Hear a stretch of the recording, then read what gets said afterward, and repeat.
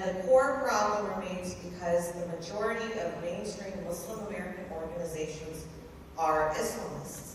And I started Mala because Muslim Americans deserve better. Now, post-October 7th, the masks came off, and I think we can all agree that universally the line of empathy and humanity changed. What I found to be so deeply disturbing was that simply sharing empathy or reaching out to support our Jewish American brothers and sisters, somehow that translated into supporting and signaling a signal of support for bombing Gaza.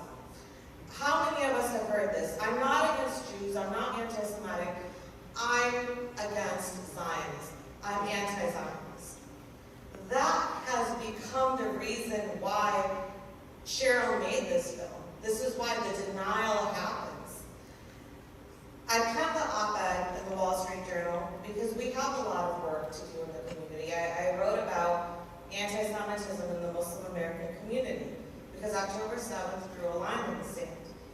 And I will say that the problem is going to continue as long as we have organizations like CARE having a seat and being present at the White House Summit on anti-Semitism.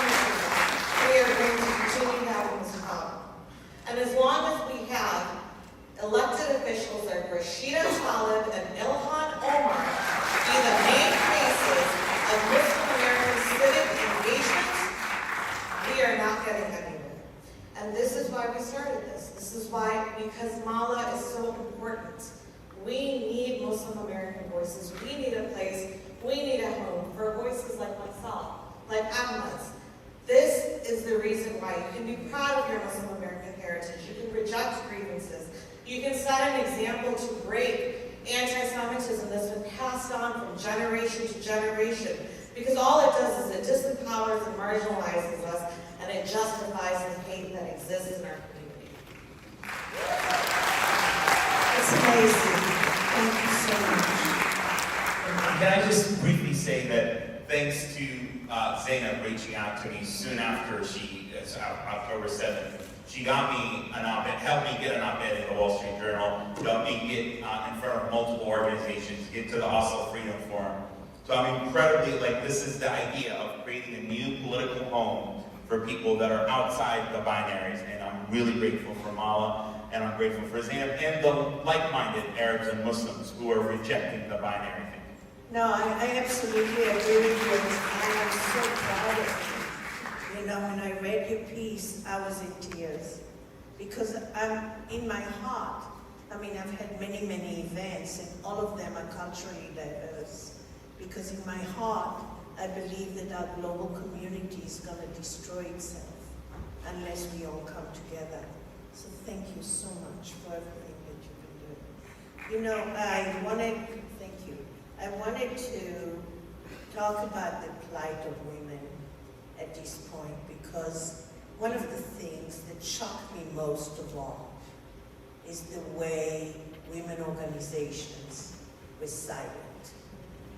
I mean, we watched these things. Yes.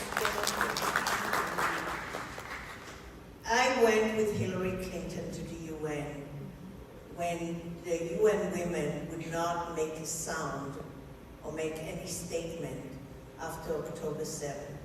It took 8 weeks before they even made a statement. And they made a statement because of Hillary Clinton.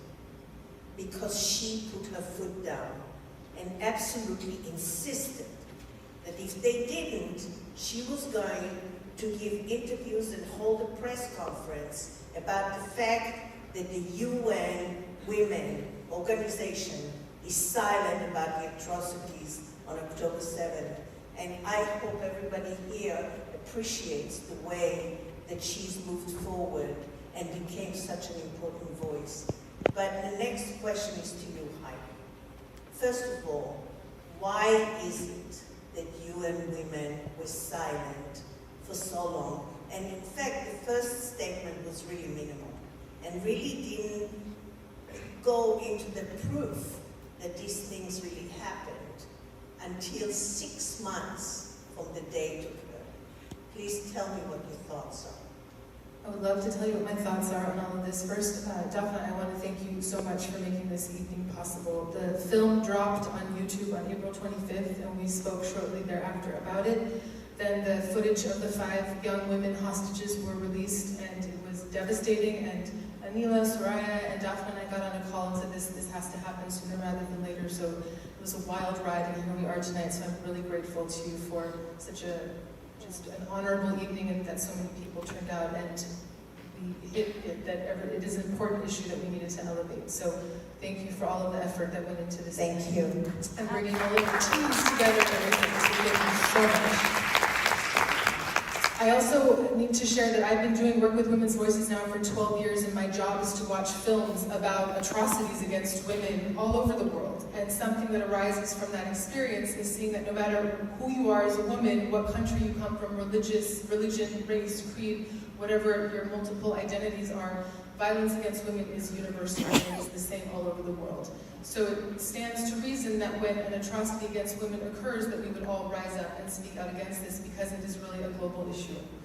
So the silence of UN Women shocked me, as did the silence of women's rights organizations all over the world, because everything I thought we were going toward apparently was a lie, and I'm still recovering from this and carefully figuring out who are the allies in this work and how do we move forward in this time.